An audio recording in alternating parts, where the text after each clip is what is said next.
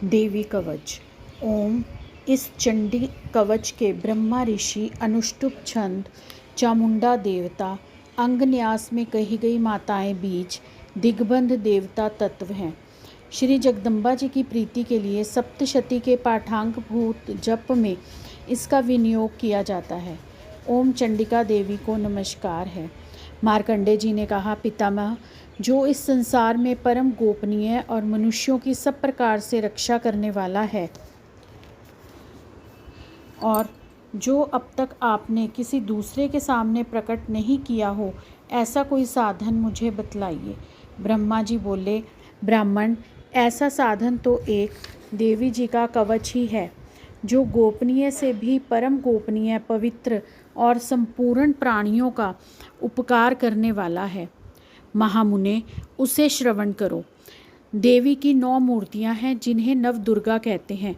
उनके पृथक पृथक नाम बतलाए जाते हैं। प्रथम नाम शैलपुत्री है, दूसरी मूर्ति का नाम ब्रह्मचारिणी है, तीसरा स्वरूप चंद्रघंटा के नाम से प्रसिद्ध है, चौथी मूर्ति को कुष्मांडा कहते हैं, पांचवी दुर्गा का नाम स्कंद माता है, देवी के छठे रूप को कात्यायनी कहते हैं, सातवां कालरात्रि, आठवां स्वरूप महागौरी के नाम से प्रसिद्ध है, नवीं दुर्गा का नाम सिद्धिदात्री है। ये सब नाम सर्वज्ञ महात्मा वेद भगवान के द्वारा ही प्रतिपादित किए हुए हैं। जो मनुष्य अग्नि में जल रहा हो, रणभूमि में शत्रुओं के मध्य घिर गया हो, विषम संकट में फंस गया हो, तथा इस प्रकार भय से आतुर होकर जो भगवती दुर्गा की शरण में प्राप्त हुए हों, उनका कभी कोई अमंगल नहीं होता। युद्ध के समय संकट में पड़ने पर भी उनके ऊपर कोई विपत्ति नहीं दिखाई देती। उन्हें शोक, दुख और भय की प्राप्ति नहीं होती।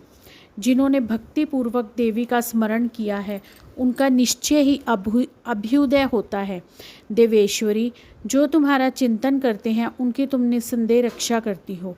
चामुंडा देवी प्रेत पर आरूढ़ होती हैं, वाराही भैंसे पर सवारी करती हैं, ऐन्द्री का वाहन ऐरावत हाथी है, वैष्णवी देवी गरुड़ पर ही आसन जमाती हैं, माहेश्वरी वृषभ पर आरूढ़ होती हैं, कुमारी का वाहन मयूर है, भगवान विष्णु की प्रियतमा लक्ष्मी देवी कमल के आसन पर विराजमान हैं और हाथों में कमल धारण किए हुए हैं।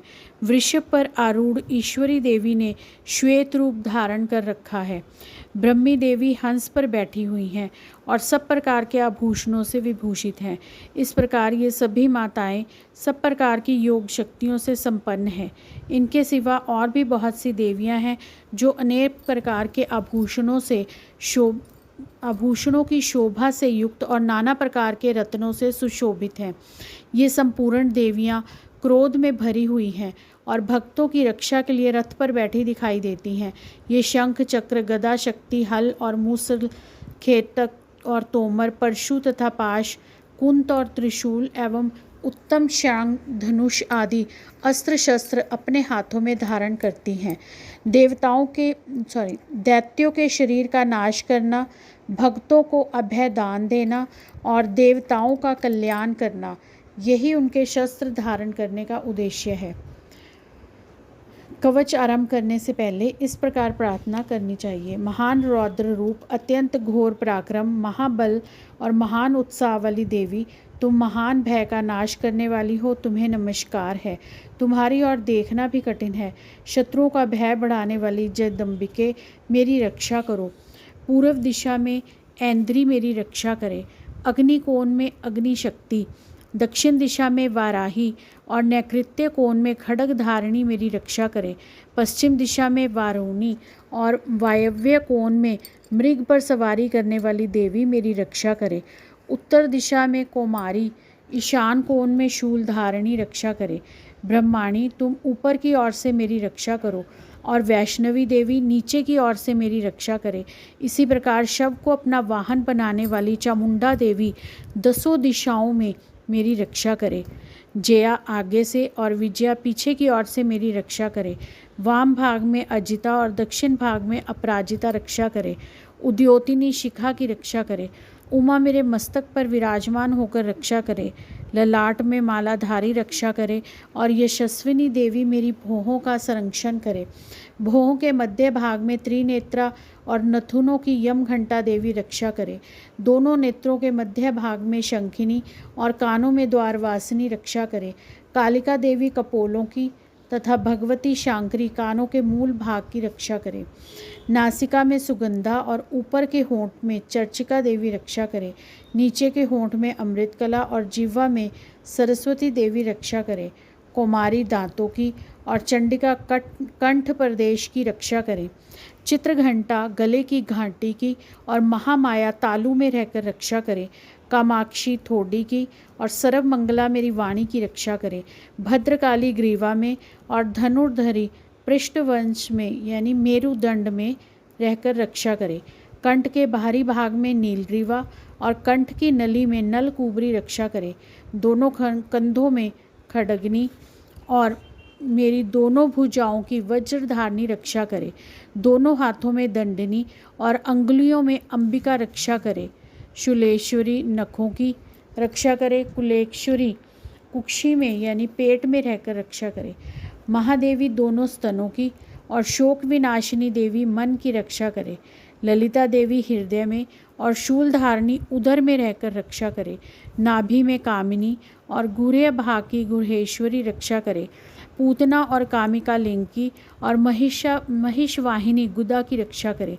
भगवती कटी भाग में और विंध्यवासिनी घुटनों की रक्षा करे।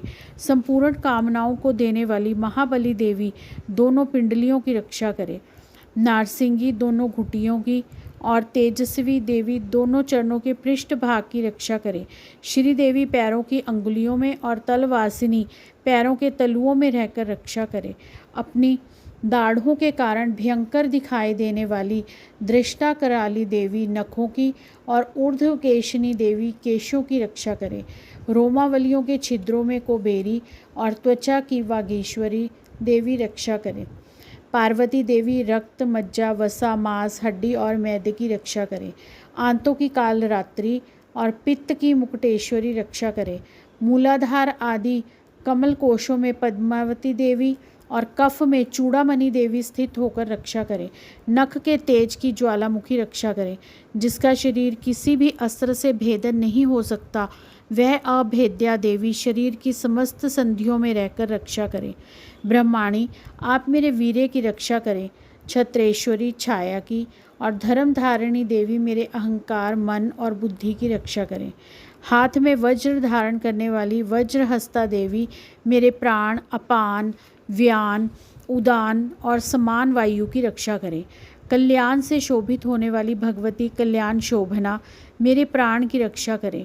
रस रूप गंध शब्द और स्पर्श इन विषयों का अनुभव करते समय योगिनी देवी रक्षा करे तथा सत्वगुण रजोगुण और तमोगुण की रक्षा सदैव नारायणी देवी करे। वाराही आयु की रक्षा करे। वैष्णवी धर्म की रक्षा करे और चक्रिणी मतलब चक्र धारण करने वाली देवी यश कीर्ति लक्ष्मी धन और विद्या की रक्षा करे। इंद्राणी आप मेरे गोत्र की रक्षा करें। चंडिके तुम मेरे पशुओं की रक्षा करो। महालक्ष्मी पुत्रों की रक्षा करे और भैरवी पत्नी की रक्षा करे। मेरे पथ की सुपथा तथा मार्ग की क्षेमकरी रक्षा करे। राजा के दरबार में महालक्ष्मी रक्षा करे और सब ओर से व्याप्त रहने वाली विद्या देवी संपूर्ण भयों से मेरी रक्षा करे। देवी जो स्थान कवच में नहीं कहे गए हैं अतएव रक्षा से रहित है, वह सब तुम्हारे द्वारा सुरक्षित हो, क्योंकि तुम विजयशालिनी और पापनाशिनी हो। यदि अपने शरीर का भला चाहो तो मनुष्य बिना कवच के कहीं एक पग भी न जाए। कवच का पाठ करके ही यात्रा करे। कवच के द्वारा सब ओर से सुरक्षित मनुष्य जहाँ जहाँ भी जाता है वहाँ वहाँ उसे धन लाभ होता है तथा संपूर्ण कामनाओं की सिद्धि करने वाली विजय की प्राप्ति होती है। वह जिस जिस अभीष्ट वस्तु का चिंतन करता है उसको निश्चय ही प्राप्त कर लेता है। वह पुरुष इस पृथ्वी पर तुलना रहित महान ऐश्वर्य का भागी होता है। कवच से सुरक्षित मनुष्य निर्भय हो जाता है। युद्ध में उसको कोई पराजय नहीं होती तथा वह तीनों लोकों में पूजनीय होता है। देवी का यह कवच देवताओं के लिए भी दुर्लभ है। जो प्रतिदिन नियम पूर्वक तीनों संध्याओं के समय श्रद्धा के साथ इसका पाठ करता है उसे दैवी कला प्राप्त होती है और वह तीनों लोकों में कहीं भी पराजित नहीं हो सकता। इतना ही नहीं, वह अपमृत्यु से रहित हो, अपमृत्यु मतलब अकाल मृत्यु से रहित हो 100 से भी अधिक वर्षों तक जीवित रहता है। मकड़ी, चेचक और कोढ़ आदि उसकी संपूर्ण व्याधियां नष्ट हो जाती हैं। कनेर, भांग, अफीम, धतूरे आदि का स्थावर विष, सांप और बिच्छू आदि के काटने से चढ़ा हुआ जंगम विष तथा अहिवेन और तेल के संयोग से बनने वाला कृत्रिम विष, ये सभी प्रकार के विष दूर हो जाते हैं, अर्थात उनका कोई असर नहीं होता। इस प्रकार पृथ्वी पर मारण, मोहन आदि जितने अभिचारक प्रयोग होते हैं तथा इस प्रकार के जितने मंत्र यंत्र होते हैं, वे सब इस कवच को हृदय में धारण कर लेने पर उस मनुष्य को देखते ही नष्ट हो जाते हैं। यही नहीं, पृथ्वी पर विचरने वाले ग्राम देवता, आकाशचारी देव विशेष, जल के संबंध से प्रकट होने वाले गण, उपदेश मात्र से सिद्ध होने वाले निम्न कोटि के देवता, अपने जन्म के साथ प्रकट होने वाले देवता, कुल देवता, माला, डाकिनी, शाकिनी, अंतरिक्ष में विचरने वाली अत्यंत बलवती भयानक डाकनियाँ, ग्रह, भूत, पिशाच, यक्ष, गंधर्व, राक्षस, ब्रह्म राक्षस, बेताल, कुष्मांड और भैरव आदि अनिष्टकारक देवता भी हृदय में कवच धारण किए रहने पर उस मनुष्य को देखते ही भाग जाते हैं। कवचधारी पुरुष को राजा से सम्मान वृद्धि प्राप्त होती है। यह कवच मनुष्य के तेज की वृद्धि करने वाला और उत्तम है। कवच का पाठ करने वाला पुरुष अपनी कीर्ति से विभूषित भूतल पर अपने सुयश के साथ साथ वृद्धि को प्राप्त होता है। जो पहले कवच का पाठ करके उसके बाद सप्तशती चंडी का पाठ करता है, उसकी जब तक वन, पर्वत और काननों सहित ये पृथ्वी टिकी रहती है, तब तक यहाँ पुत्र पौत्र आदि संतान परंपरा बनी रहती है। फिर देह का अंत होने पर वह पुरुष भगवती महामाया के प्रसाद से उस नित्य परम पद को प्राप्त होता है, जो देवताओं के लिए भी दुर्लभ है। वह सुंदर दिव्य रूप धारण करता और कल्याण में शिव के साथ आनंद का भागी होता है।